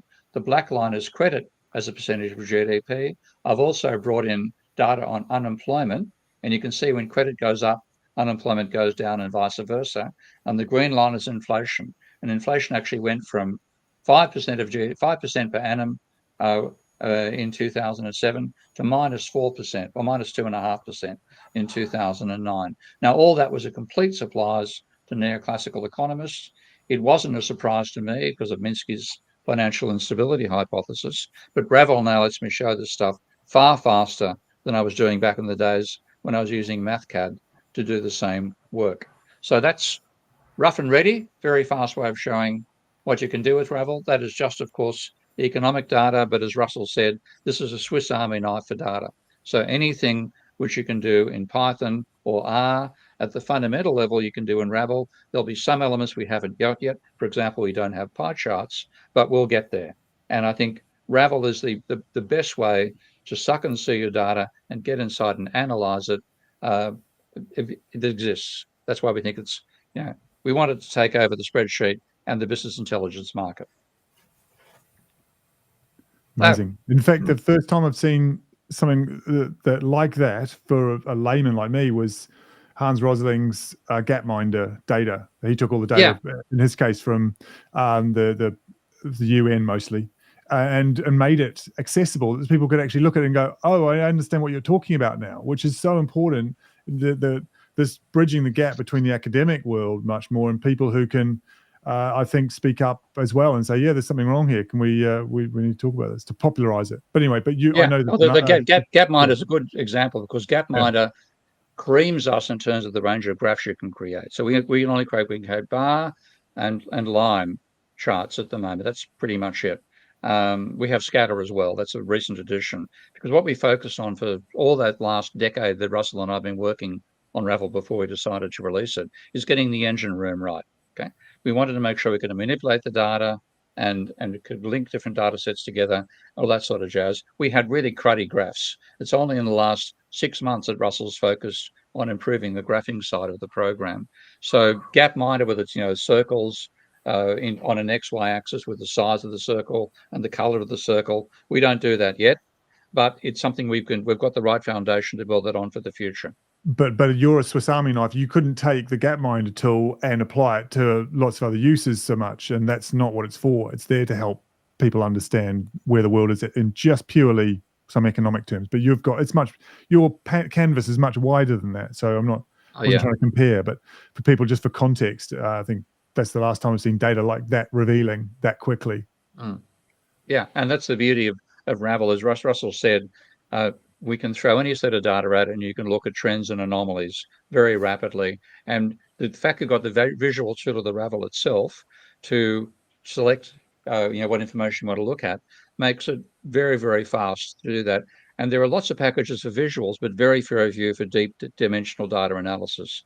So I'm happy to make this a boast and see if anybody can fight me down on it. It's the best tool that exists for multidimensional data investigation. Analysis is pushing it a bit far because we don't have some of the highfalutin statistical tools yet in Ravel. But for getting a deep grasp of your data very rapidly, there's nothing that compares to it. Tony, do you start to see the possibility? You might go away and play with it, I know, but one of the biggest things we had, like when I was doing the analysis of the Abrams M1 tank Sabo, one of the biggest problems we had was just how do you see the data? We get what we got out. This was one of the funny stories of it. We'd get this printout, and it'd be about that thick, about an inch and a half, and on all it was numbers, just columns and columns of numbers. And my professor, he could just flick through it, and you get to a certain part, you go, no, you've got it wrong, bang, and he'd throw it at me. He's big, he was a Polish kid who'd been brought up in New Zealand, so he was built like a rugby player. And he'd go, you got it wrong.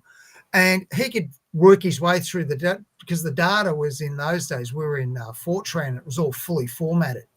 And he would do this thing where he would just flick the data up a screen and go do a screen dump of the data set. And we had to do this all by hand. This wasn't the days when you could draw things on the screen and there'd be a mesh generator for it. We had to do it all by hand.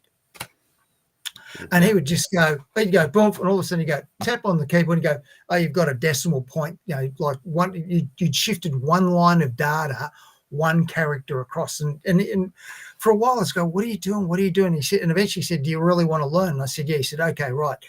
All your data's got to be formatted. And he said, all I'm doing is it flies up the screen in a blur. He was just looking for a flick in one of the decimal points. Yeah. And you guys don't ever have to worry about that. But and how he was finding there was a fault was that on the back, as you are running this, basically this simulation of saying, right, we've got this much pressure behind this projectile, and he knew if he flicked through it about halfway through the data, because it was the first half of the data came out in two sets, and the first half of the data was just the pressure in each of the finite element cells, because that's how our stress is. It's actually pressure. It's the same units of pressure. It's basically PSI.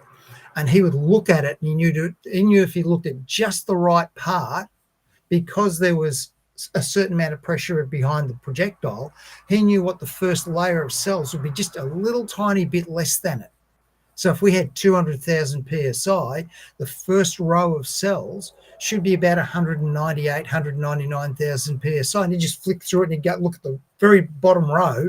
And if it didn't say 198, 199,000, you go, there's something wrong. And then you could go to the data set. So we had these massive problems of working out how to actually visualize things.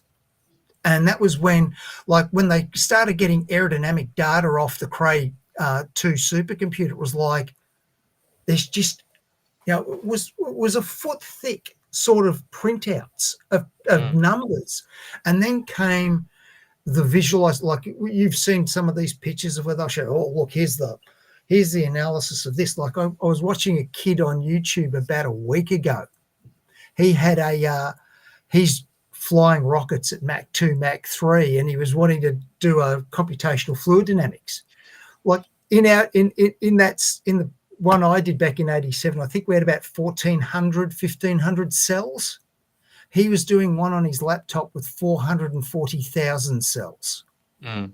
And the printout of this, so he's getting data of this massive, like if you printed it out, it would be a foot thick. And he just goes click, and there is a color picture showing all the different what the aerodynamic pressure is all over the wing of this little stub wing on the back of his rocket. And this is a kid who's about 19 years of age on YouTube. And that's the biggest thing that there is that when you've got these massive data sets, it's how do you present the data? How do you show that one thing that says, here's the key point? And what Steve's done is exactly Tony, what I'm going to move on a little bit. I get your point. Just a quick comment there for Steve and for Russell. TR has asked there, the next button to build is the neoclassical econ button, if you could. And it makes it's a button makes that back you into do this fiction, with. apparently. There we go. Now this is the button. That's the button. No, it's a big red button like that. If you got to remember, an aerospace engineer, you know the difference in engineering? Civil engineers build targets. The rest of us work out how to destroy them. Chemical engineers have to get up close. Mechanical engineers can do it from a couple of k's away. Aerospace engineers press a button and do it from the other side of the solar system. We've got just on half an hour left, so we've got 30 minutes. What, Steve, just give me some scope of the things that you haven't covered that you would like to about Ravel. I keep calling it Ravel. Sorry, it's Ravel, is it? I pronounced it wrong. It's actually, funnily enough, I'd always call it Ravel, just because Ravel, Unravel. The way the word turned up was that in this program that MIT produced called PC Express, you had to import data using their version of a spreadsheet, but it was multidimensional data. So once you'd put it in there, you had to write a program to get the data out of the spreadsheet. And the final code word for putting it together was to unravel. And I thought, that's interesting. Unravel is a word which is a negative, which there is no positive. So I thought, well, why don't I call it Ravel? And then with a great mate of mine, Rex McKenzie, who's was my staff at Kingston and now a close friend ever since. Rex, one day I was staying at his place, he said, so how are you going with Ravel? Holy shit, he's got a point. Name of this, Ravel. And the beauty is we haven't yet done this. We don't have any marketing budget. But I thought Ravel's Bolero is a very familiar tune. And it's now out of copyright. So we could actually use Ravel's Bolero as the theme music for Ravel. So Ravel, you say Ravel, I say Ravel. Let's call the whole thing on. So we could actually try doing both. Actually, I've got an answer. There's a question that's come up here from TR. And Rick O'Brien's partly answered it. And TR's asked, is Fortran is used in which fields? Yeah. When we first had the supercomputers arrive at Illinois, I happened to know I was on the swimming team, and there was a guy he'd finished his eligibility as a swimmer. He was doing his master's degree or PhD, I think it was. And eventually one day I said, yeah, what are you doing it on? And he said, I'm on the supercomputer project. I said, what are you doing? And he said he was working out how to split code between CPUs. So all of you right now, when you're on one of these CPUs that's got multi-cores, I've met the guy who made that work because that's what he was doing. Now, one of the questions I asked him, I said, what languages are they using? And he said, what are you in? I said, I'm an aerospace engineer. And he said, well, it's still Fortran. And I said, what? I said, I would have thought it would been one of the new languages. And he said, no. And the reason is exactly what Horror A has just written. The algorithms for doing things like matrix inversion, which is one of the biggest things that happens in engineering, they were all worked out and they were all calibrated. Like we knew these algorithms would work, and that was a real surprise to me. And this is why whoever it was, one of the guys just before it, he said, this is why NASA has still got a lot of software in some of these what people would think are archaic languages. And it's because they've got modules for doing some of this complicated math that's absolute, like it works. We know it'll do exactly what it's meant to do. We know the answer is going to come out the other side. And just, matrix inversion is actually one of the most important software tools we've got in all of engineering. It's the basis for structural analysis. Yep. And it's the basis for all robotics. All robotics and what they call artificial intelligence as well, large language models and so on. I'll get onto AI on another day with you. I'm going to sort that out because that's what came up. Yeah, Russell. As you just said, it's a 1970s language, but the algorithms are there and they work and they're calibrated. And it's one of those things. It's like, it isn't broken. Russell, sorry, Tony. I'm just saying that GPUs have really shaken things up, though, Tony. And that's really come in probably in the last decade, I would say. And it's basically given prominence to essentially C++, which is also is almost as antique as Fortran.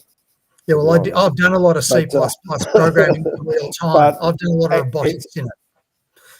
Yeah, Larry Summers asking, is Russell or Steve planning a web-based version of Ravel or Minsky? Sorry, Russell, come back to what you were saying in a sec if you hadn't finished. Sure. No, that's a very astute question. Absolutely. Actually, there's a great comment here by Horror EH. That's exactly the sort of thing you've got to do, where he says that got to be checked against the old ones.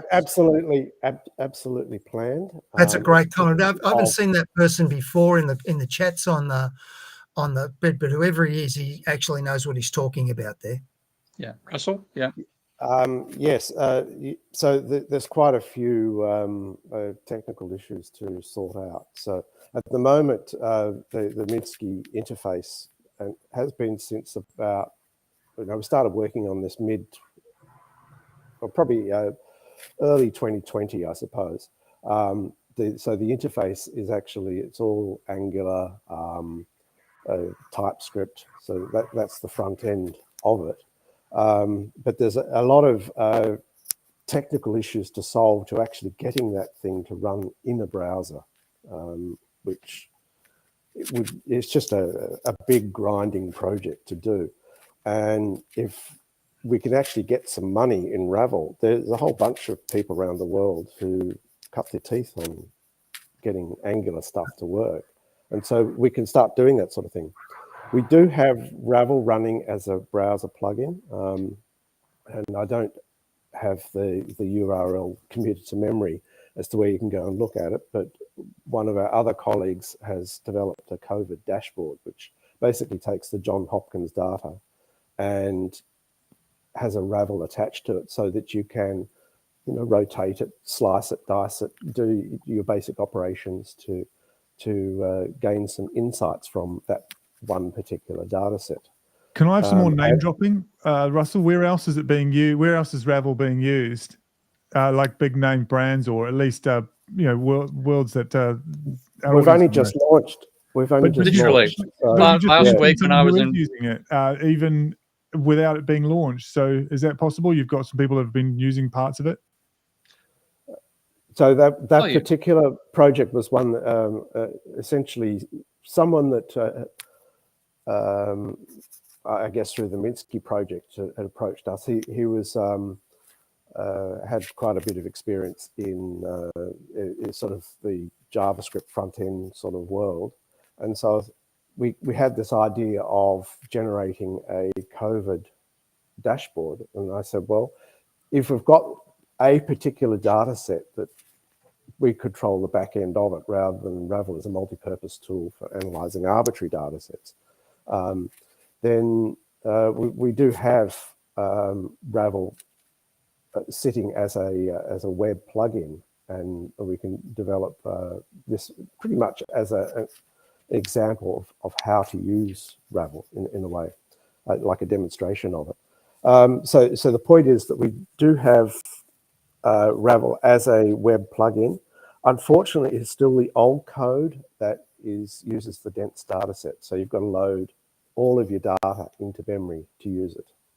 And so probably sometime in the next 6 months, I'll get around to actually getting the current sparse version of Ravel to work as a web plugin. But the job then of actually running Minsky in a browser, at some stage we certainly plan to do it. It'll have the disadvantage that it won't be able to handle anywhere near the size of models or data sets that the desktop version of Minsky can do. But it'll have the advantage that you can just open a web browser and start playing around with simple stuff. And it'll all be compatible with the desktop version. Very good. Steve, you're gonna share the screen and show us some more? Share the screen and show that. This is where you can get Ravel from at the moment. That is our Patreon page. So initially we're going to have a distribution website at some point, but we thought we'd ease our way in by using a Patreon page. So if you go to patreon.com/Ravelation, R-A-V, not R-E-V, so Ravelation, .com, you can sign up there. We're charging the princely sum of $7 a month to become a member, to get a copy of Ravel. And there's a lower tier for getting just the Minsky software itself. But if you join the Ravel Explorer or the Ravel Fan, they will give you access to Ravel, and whatever you download will work for about 90 days before you've got to do an upgrade. But you've got to also maintain the membership, which is set as $7 a month. And if you pay for a year, it's $70 for the year. That's a lot cheaper than Microsoft BI and a damn sight better. So we're hoping to get market penetration out of people giving it a play, getting used to it, and then finding they've got to have Ravel. You want to get addicted to Ravel. Very good. My point also about that is that at $7, it's basically, if you're curious about Ravel, it's not a big ask. You can, we're telling you what it's useful for. Obviously, if you're the things you need to do don't involve multi-dimensional numerical data sets, then sure, don't download it, don't engage. But if you're just curious about what it can do, it's not a big ask to just take it, try it out. And we hope you like it. If you decide then it's not going to work for you, well, you just back out. You can cancel your subscription at any time. So there's no great upfront commitment to buying a seat license with this. Yeah. And like if you might think you use multidimensional data, but if you find you can't put everything you need on a Excel tab with rows and columns, you're working with multidimensional data. So anything that goes beyond 2 dimensions, you need Ravel, or you need something which has equivalent power. But whatever you find with equivalent power will not have equivalent usability. So we're trying to hit the sweet spot of usability and power in one program. And while we're plugging things, I'm going to host Steve's Substack and Patreon as well. I don't know. I presume, Steve, there's no crossover between your paid-for Patreon members and Ravel. So I'm just going to plug it separately. But it's a quick look at economics from a professor of economics. For more, join his Patreon page.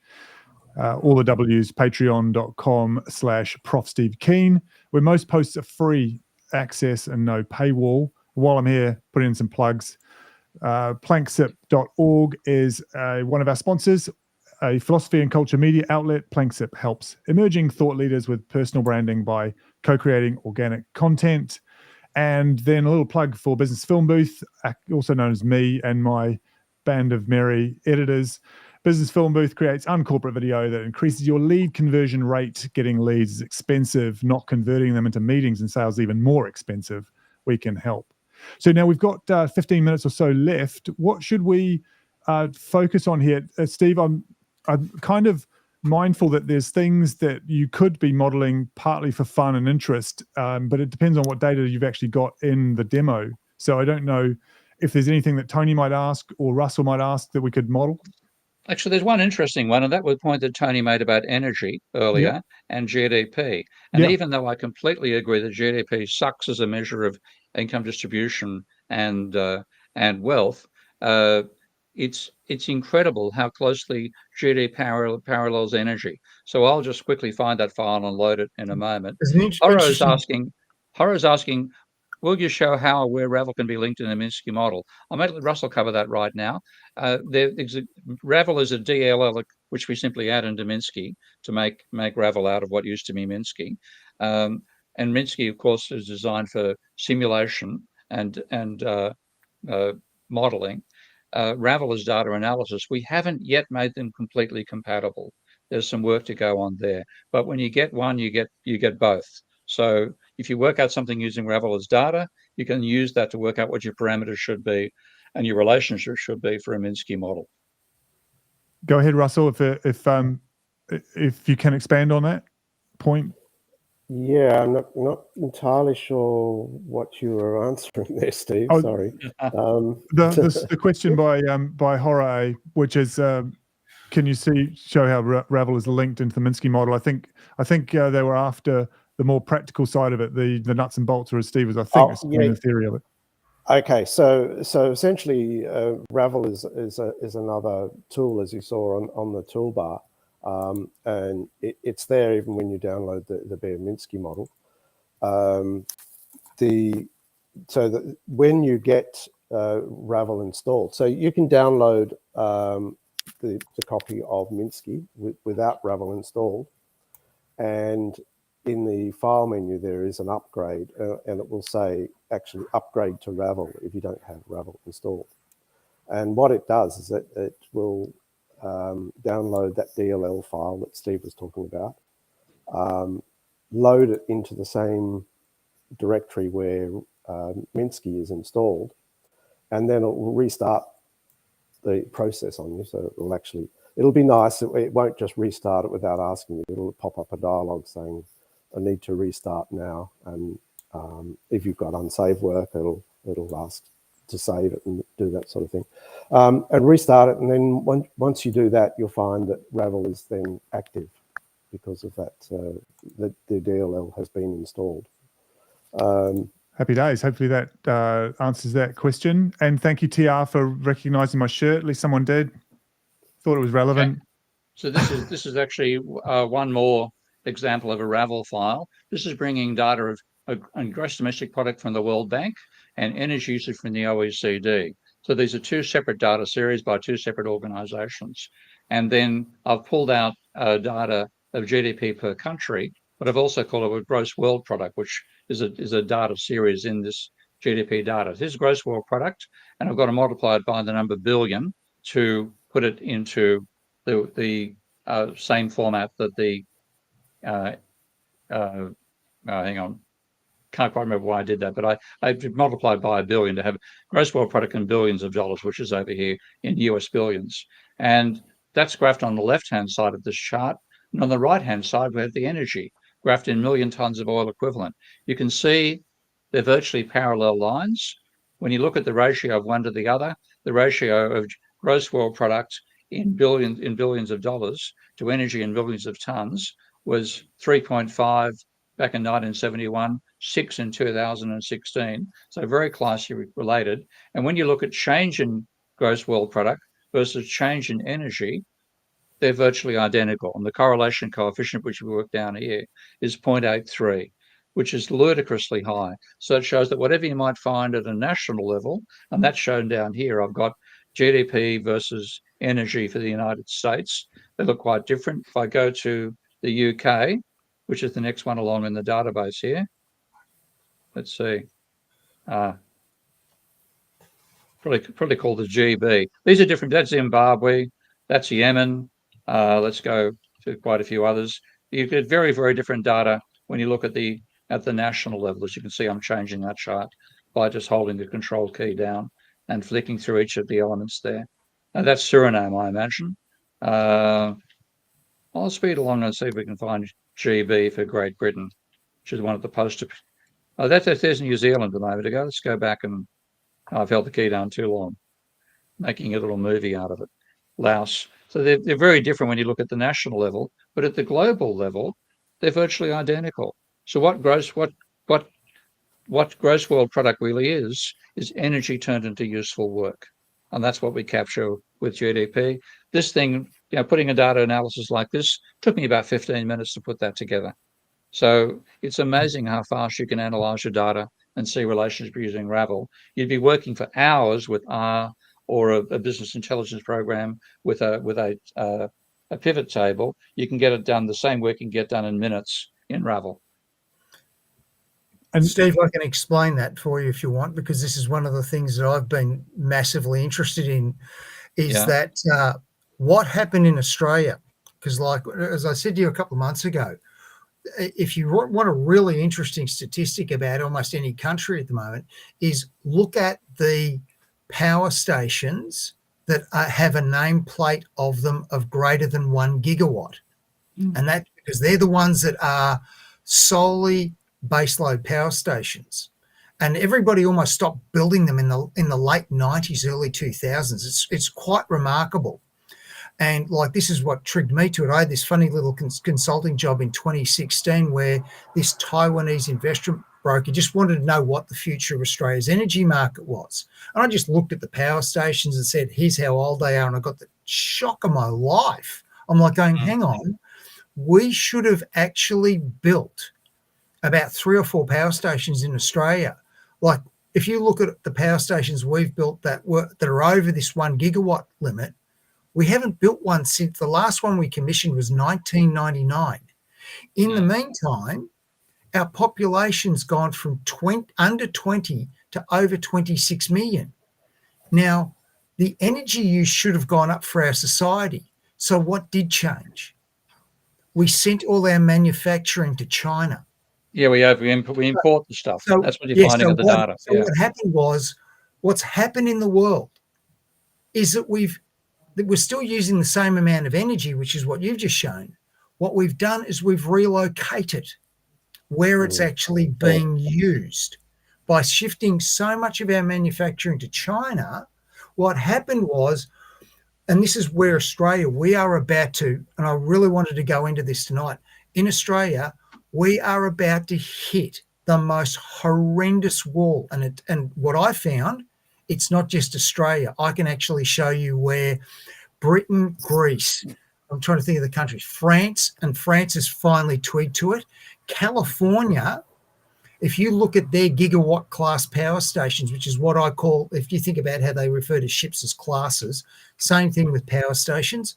A gigawatt class is one that's above a gigawatt, and there's the sub-gigawatt, which is about the 500 to 1,000. Then you've got the ones below that. If you look at California, all of their gigawatt class power stations, except for one, was commissioned before 1990. This is why California's, while the manufacturing's leaving, because the population's gone from about 30 to about 45 million. And what they've done is that those people are doing is they're using what manufacturing used to use. In Australia, those extra 6 million people, they're living off the power that we used to use for manufacturing. Problem is, we've now hit the limit of those power stations, plus we've turned off Hazelwood, 1.6 gigawatt, Liddell, 2 gigawatts. Australia only ever built 13 of these power stations in its history. They were all built before the year 2000. But Tony, that's not happening in a vacuum. Yeah, we need to wrap. We need to wrap up, Tony. Sorry. That's the explanation. That's true. And that's what you can find very rapidly using Ravel. Look at the data. Energy, GDP is energy, and you don't have energy, you don't have GDP. And we're about to find out the hard way what that means. I bet you if you went and compared, say, Australia and America to China, you're going to find that our amount of energy that we were using sort of flattened out. Theirs went up because instead of us manufacturing, it sounds like something that should be imported, Tony, into Ravel and to be analysed. But we need to wrap up soon. But we've got a few more minutes left. But I just thought it was interesting that, and I don't know exactly how to ever interrogate this in data form, but China recently overtook everybody else in terms of how much of its entire infrastructure and supply lines were electrified. Basically, it's become the world's first electro power state. And so I don't know how to measure that, but basically, yes, exporting stuff to work to China to be done is also at the same time being transformed into a greener economy. So the GDP is not just a petro economy; it's part of that now is becoming a green economy. So how do you can't just take that away? It's not all a doom and gloom story. Like for right now, we are turning off arrays in the north because we can't connect them to grids because we've got too much cheap, free energy being made. That's not the reason. It's because of the infrastructure. Can't just plug these things in. And that is a good problem to have. Or, you know, so that's not something I can measure easily. I don't have the tools here. In terms of engineering, this is the thing that's really annoying me at the moment, is that it's an engineering task, and the economists need to really step back and stop interfering with us, because the way that and there are some people who are pointing this out.